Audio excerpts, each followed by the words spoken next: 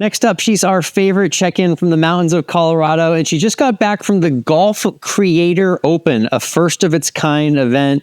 She's a mom, wife, golfer, veteran community supporter. It's Elizabeth Diane Veith joining us on the Course of Life. Elizabeth, how you doing today? Doing well. How are you? Good. It's been a bit since we last connected, actually over a year too. So there's been a lot going on in your life for sure. First off, how's everyone with the family doing, and how's the first year of motherhood going for you? Yeah, it's going great. Everybody's doing good. My son is growing like crazy. It's really fun to watch. Is this that moment where you just keep buying things, they keep not fitting like a couple months later? I feel like you're about to get to that stage. Oh, yeah. Yep. We may or may not have bought him some like baby golf clubs, and he's already grown out of those. So we had to like get him another golf club. So yeah, it's he's growing like crazy. But yes, it fits for about a day, and then it doesn't fit the next day. That's good. We're fast tracking him to the path in golf, which I love to see. So congrats on all of that in life. And as far as being a creator yourself, like I mentioned, you got to go to an interesting event that just happened this past weekend, about a week and a half ago for when our listeners are tuned in. Lots of golf creators are involved in content, but a lot of the events that we see with golf content creators, they're typically, hand picking exactly who they want there. Tell me a little bit about this event and how it was different and how it all came to be for you. Yeah. So the Golf Creator Open, it was an amazing event. So it was put together very quickly by, two folks that were really wanting to change how creators came together in the golf space. To your point, a lot of events that I've been to in the past are brands either handpicking influencers or even, sites handpicking influencers to say, hey, we want you to create content. Here's the mission. Here's the vision. This was completely different. It was, we want to have a collaboration of creators together and really build networks between the creators. So it was really fun. It was really cool. Everybody was really awesome to meet. And the one thing that I noticed that was different from the other creator events that I've been to is everybody was willing to, be collaborating with you, whether it was a video, a picture, just talking about, hey, this is what I'm doing in the space. Whereas some other events, it's been very much they're trying to promote themselves, or they're trying to promote, the brand or the site that we're at. So it was really refreshing to actually see a different side of creators and be able to connect with them. I felt like I had a lot more in common with these group of creators than creators in the past, just because they're very similar to me, whether it's, they're full-time working, they have a family, they're sharing how they got into golf, they're sharing their impact of golf. So it was really refreshing. But the event itself we had a scramble event, which was more of just, some fun, just to get out there, shoot some content. And then we had a competitive stroke play event where there was net and gross awards awarded, which was really fun. Wow. So 2 different golf events. And I saw there was like a party the night before. I was curious about this because admittedly, if you want to be cynical, you're like, man, this whole thing got planned in like a really short amount of time, but it seemed like logistically it went off pretty well. Yeah, it was great. Kudos to Kristen Esteban. It's been amazing what they have put together in regards to the short amount of time. I'm going to be honest, I was a little bit skeptical in regards to logistics. I was like, oh gosh, we put this together. We're going to see how this goes. But no, they had it planned down to a T. It was amazing. They had the VIP the night before, which all of the funds that we raised that night went to Warriors for Golf. So, of course, it's a veteran organization getting veterans into the game of golf, which, I'm very passionate about. So it was an awesome event, awesome cause, and it was just great to be able to connect. So there was a scramble, and then there was also an event in the afternoon as well, too. Tell me, who you played with and how the day went for you out on the course. Yeah, so I got to play with Kelly, who is the world long drive champion as of about 2 weeks ago. Wow. She was my partner in this scramble. Yeah, it was awesome. That's a great person to play a scramble with. In case anyone's wondering, someone who's in long drive, usually going to be good for a scramble team. Yes, I think we used we used 0 of my tee shots, to be honest with you. I was going to say we might have used 1, but nope, we didn't.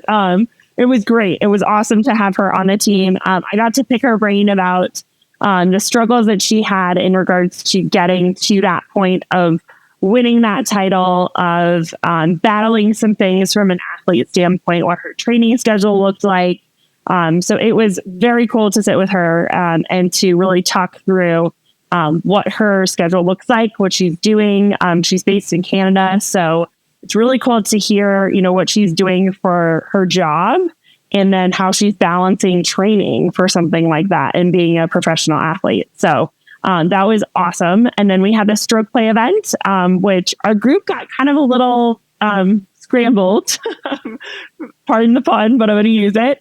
Which we actually had two individuals, two ladies that were not able to play in the stroke play event. So it became Girls Golf 2 is their handle, but it is two individuals that are trying to get women into golf. And I golfed with the Orlando golfer, and then it's Connected Looper is his handle, but he is caddy at Cabot. So it was really cool to see, have our group kind of come and form organically, because we literally took the, A tee time and the B tee time at that hole, and we just kind of smushed them together. But it was such a fun group to play with, amazing people. And we are, even talking about trying to get back together again here soon, because it was that much fun.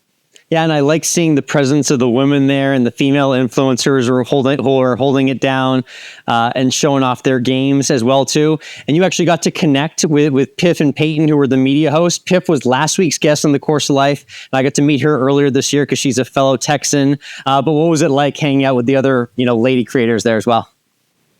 Yeah, it was amazing. Once again, I feel like, as I mentioned, it was easier to connect with these creators than in past events, because the event was set up for that to happen. It wasn't that we were going out and promoting, of course, yes, we were promoting the actual event, but it was amazing. Piff and all of the ladies are just absolutely, they're amazing. Like, I don't know what other word to use other than amazing. I know I keep saying that. But really, they are just outstanding individuals. They're great to connect with, not only from a media standpoint, but also from a golf standpoint. And, we've been talking and chatting back and forth in regards to how we get the ladies back together, maybe do kind of a ladies event or like the ladies just trip with all of us, because it is awesome to see all the creators actually supporting one another. And we all come from different backgrounds. We all bring different things to the table, and being able to just, even play 9 holes together, 18 holes together, have some commonality, outside of our love of the game of golf. It's been really, really cool. And I would say I've got some new golf friends out of this event. Definitely something that I'm going to add to my itinerary for the next year round, because I'm sure there's going to be more iterations of it in the future. And it seems like really the biggest takeaway, which I was going to ask you, is that, you found the network of creators who have that kind of same hunger to get out there and do it like you, it seemed. Yeah, definitely.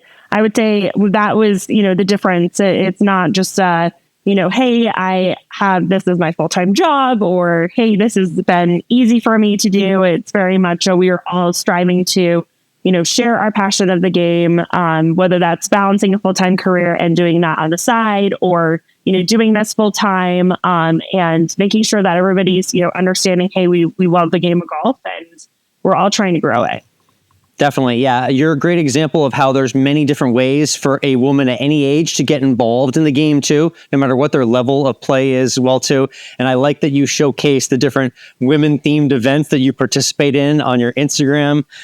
Let's talk about the Perry Park Pine Cone and introduce people to that event that you got to play in with your gal pals. Tell me a little bit about how that event comes together and what you enjoy most about that tournament. Yeah, so it is one of my favorite tournaments of the year. It's a member guest. So there are 2 members, so myself and another member, and then 2 guests that play. We all play as a foursome for 2 days. So it is an awesome event, because not only do we get to coordinate outfits, dress up and things like that, but we're also raising money for an amazing cause. So we raised about $17,000 for Make-A-Wish Foundation in Colorado. Through that event. So there's certain raffles, there's certain things that, you can, closest to the pin, you can play cash games. All of that goes to make a wish, which is amazing. So not only is it super fun to get out there with those ladies for, 2 days and have different formats those 2 days. One is a scramble, one is actually evens and odds. So you take 2 balls on the evens, you take 3 balls or 3 scores on the odd holes. So it's just a fun way to get out there and to be able to spend 2 days together, which is great. Yeah, I got to hear who in the group is planning the outfits. I know you must have some say in it, but how do the outfits get determined for the event? Yeah, so for the Pinecone, outside of a couple other events, we actually coordinate them all together. So we have our signature, which is all black. And regardless of if it's 95 that's like the Gary Player look. I like that. Yes, 100% Gary Player look, all black. We did have somebody design hats for us this year. So we all had matching hats. And then there's one hat that we had from the years past, which it says, "No one cares what you shot." It's a G4 hat. And we usually wear that the first or the second day because there's a lot of these women that are really just amped up about like, "Oh, I shot this," or "Oh, we're coming in this place." And, we're very competitive and we do try to each year, get some hardware. But really, we're out there having fun. So we always wear that hat. So it's mainly coordinated around all black and then something with that red hat that we usually do. So it was red, white, and blue this year, all black. And then we made custom hats, which I'm sure are going to show up again next year. Nice. Love that. It's Elizabeth_Diane 22 if you want to check out the photos on Instagram from the event. And it seemed like you play in a good amount of those fun member guest style events. What's the rest of the summer been like for you, and how's the golfing weather been there in Colorado? Yeah, so I've actually had 2 other member guests, if you can believe it or not. So one at another course down south, which is a similar format to the Pinecone, which is 4 ladies golfing 2 days together. That was awesome. They went a little bit harder in the decor than we usually do at Perry Park. That's my club. Yeah. They decorated carts. It was awesome. So we had a cart decorating party where literally we had tassels. You were driving your tassels on the front. You had signs on the front. It was all country club themed. So go ahead. Yeah, no, that's commitment to the cause for sure. I feel like I saw that this summer, like around a lake I stayed at, like in the holidays, they decorate their carts for like July 4th or Labor Day. This is like the golf version of that. Yes, 1000%. I mean, we even had some teams that had like blow up flamingos like on top of their cart. It was crazy. Like these women went all out. So that was super fun.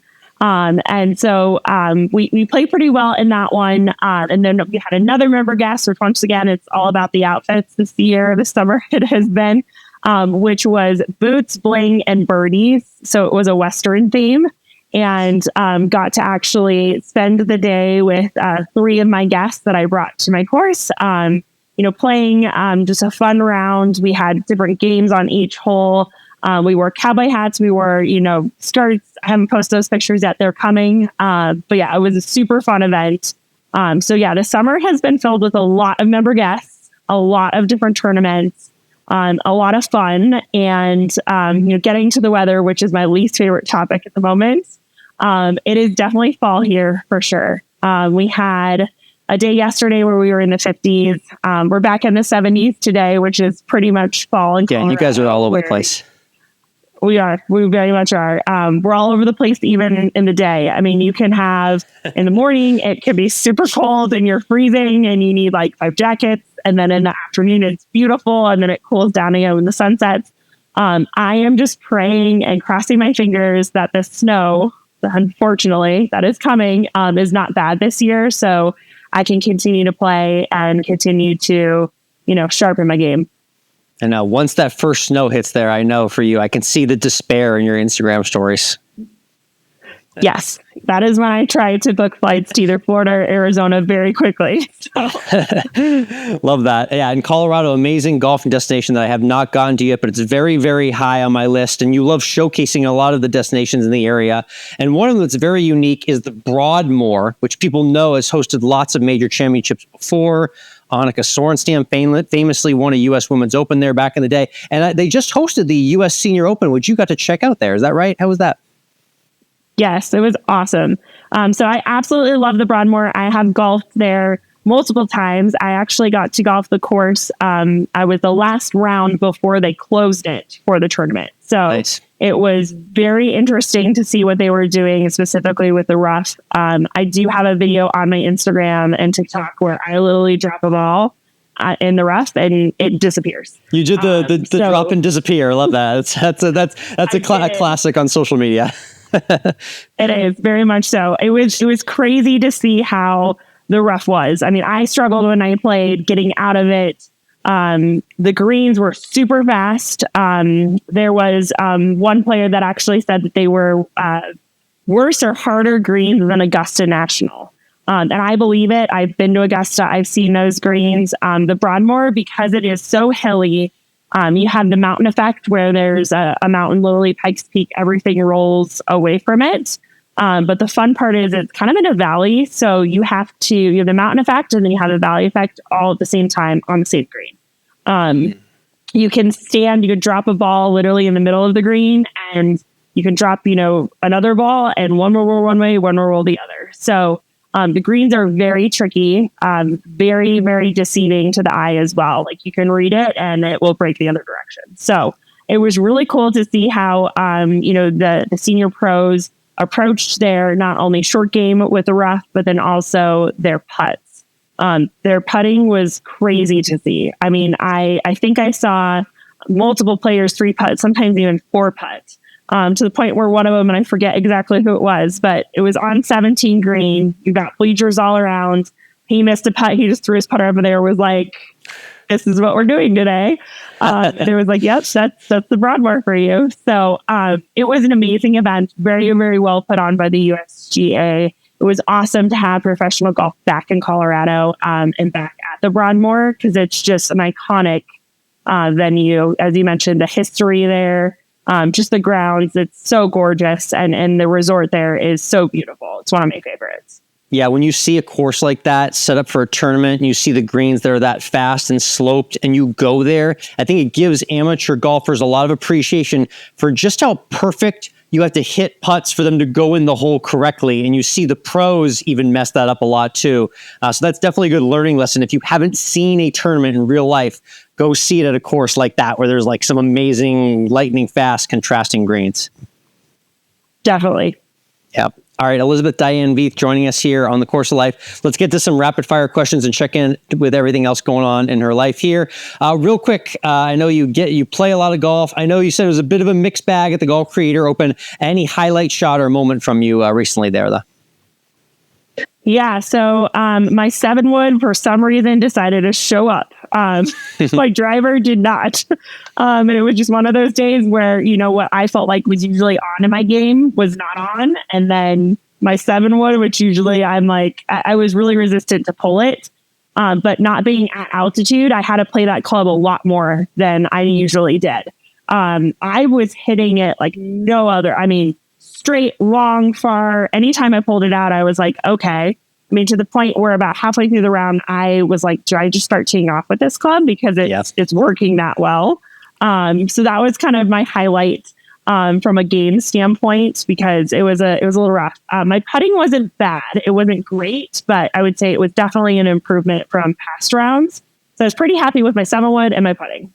Nice. Let's get on to a recent fit or buy from PXG. I know we're coming up on holiday season right now. So what have you been enjoying from PXG? Yeah, so they just came out with their fall and winter line. It is amazing. They have a new skirt it's a black skirt and it's like fluffy. I don't know how else to describe it. Nice. But it is super warm and I'm really excited to wear that specifically as we get into winter golf here. Nice. Okay. All right. You've been doing a lot of traveling. You joke a lot about the golf baggage window that revolves at DIA. That's a big favorite in your content. How about airports, though? What's an airport you're loving and an airport you're hating recently? Yeah, there's a lot of those.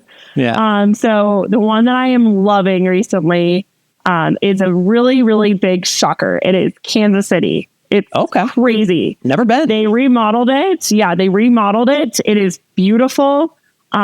There's a fountain in the middle. I walked into it and I was like, where am I? Because I had traveled to the past, to Kansas City airport, and it was awful. It felt like it was honestly like kind of a jail. It was very concrete. There was no like frills. There was no nothing. I got off the plane and I was just shocked because it was completely redone. Awesome. Good to see. They also have an open container policy where if you buy a drink, you can walk around with it. You just have to toss it before or finish it before you get on the plane, which I'm like, okay, that's great. We can get stuck here forever. The entire airport's the 19th hole. I love it. It totally is 100%. So that was kind of a shock for me. And as always, I always love John Wayne flying in and out of there. From a California standpoint, it is the easiest airport in California to, get into. It's always super nice. They always have the amenities you need. So those two would be my loving ones. Okay. Recently, and I hate to say this, I am hating my home airport, DIA. Oh, no. Wow. And the Denver airport, people love talking about it on the internet. They like seeing it everywhere in their searches. What's going on there? DIA, though. Yeah. So there's like one redeeming factor that I'll get to here in a moment that is like semi-saving it. But unfortunately, the thing that is really killing it for me is our TSA line. So I've got pre-check. If you don't have pre-check and you travel a lot, it is the best $85 I have ever spent. You keep your shoes on, you just go through the metal detector, you keep everything in your bag. And I know that recent, security has changed so that you can do that kind of in the general boarding, but it's a lot faster. It's really just premier. It just makes everything a lot better. So they actually I had a secret spot that was downstairs right by baggage claim that not a lot of people knew about. That was TSA pre-check, and it was only TSA pre-check. So I could walk in 30 minutes before my flight, go through that, walk to my gate, grab a drink in the lounge and be fine. And unfortunately they closed that. I don't know if it was due to usage or not. I'd asked multiple times. Every single time I go through security now, I'm like, so is that checkpoint ever reopening? Why was it closed? I've heard mixed reviews in regards to we couldn't secure the location because it was downstairs. There wasn't enough volume through it, yada, yada, yada. I've heard that excuse, but that's killer. So I absolutely hate it now because it mimics LAX's security where a bin pops up and you have to wait for the next bin and it's all, automated, which I totally am for. But it seems like it is a lot less efficient because you don't have people moving as fast as they could through security. Yeah, there's a lot of things in life that are becoming automated, but they're not more efficient than when it wasn't automated before. So that's where I start to draw the line. I think that's the common sense line that a lot of us can agree with, is that this technology to automating things is good, but if it makes things less efficient and it clogs up the lines, then yes, I can understand why that's a hazard in Denver. And in Austin, they did the same thing. You could either go left or right for TSA, but now they just aggregated all the TSA to the middle. So now it's just as long of a line TSA as it is for general boarding. Airport problems. Yeah. Right. Yep. Yeah. Your favorite seat on Southwest Airlines, the Southwest first class spot. You've got that exit row seat on the window where there's no window seat in front of you. That's a classic of yours. But where's your second favorite seat if you can't get that one? Yeah, so if I can't get that one, I am usually right in front of it. So there are two seats in front of that seat. Yeah. The great part about that seat is that you have nobody next to you. You still have access to that window. So it's technically a window seat and you only have one person next to you. So it really, that's really my second favorite. But yeah, I always try to get that seat. It's a huge bummer when I don't get that seat. If it's not possible. I've gotten pretty lucky. I'm crossing my fingers that the next couple of flights I will be able to get it. But yeah, that is, it's a bummer when I don't get it. That's the point where I'm at right now. Yeah, no, definitely worth it indeed. You recently did a travel to a Four Seasons hotel. I wanted to shout them out because Four Seasons always very good about kind of like the little things, the extra tidbits from a hospitality standpoint. Well, I want to know if there was like a little thing or a tidbit or something that stuck out from your recent Four Seasons visit. Yeah, so it was the Four Seasons Baltimore, and it was absolutely amazing. So I actually got a corner room where I had a harbor view and then a city view all combined. I was super late getting there. I had a delayed flight. I think I landed at like 10 p.m. I had to be up for a meeting the next morning. So I called and said, hey, I'm on my way. I know it's getting close to, midnight by the time I was going to get there. So just wanted to make sure that they knew that I was coming. So they actually put their room service menu like right out for me and literally put a note on it that said, welcome, Miss Veith. Just know that you're running late. You might not have had a chance to eat dinner.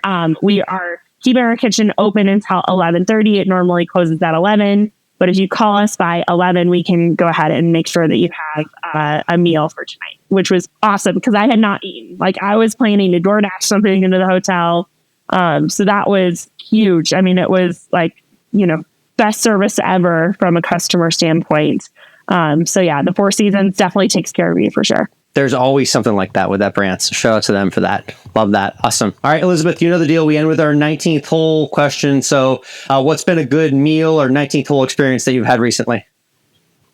Yeah, so I had an amazing one. I'm going to go all the way back to April, but it's like sticking out that much. It was so great. So I was able to play Southern Highlands in Vegas. And after, I have an amazing clubhouse. And so after we went in and we had, of course, lunch and a drink, their old fashioned was out of this world. Like, I don't know what they did. I don't know what they put in it. It's kind of like a secret homemade recipe, I guess, because I asked for it and they were like, we can't tell you what it is. And I'm like, okay. That was amazing. And then I had brisket tacos there. And that was, I'm still dreaming about those brisket tacos. So it was an amazing experience all around for the 19th hole. Love it. Yeah. Brisket taco, like the unofficial food of Austin, Texas, because we do tacos and barbecue here. So when you put them together, that's exactly what you have. It's an awesome 19th hole snack indeed. Elizabeth, thank you so much for hopping back on the Course of Life. Elizabeth_Diane 22. Check her out on Instagram and TikTok as well too. And we'll catch up with you down the road. Awesome. Thanks for having me.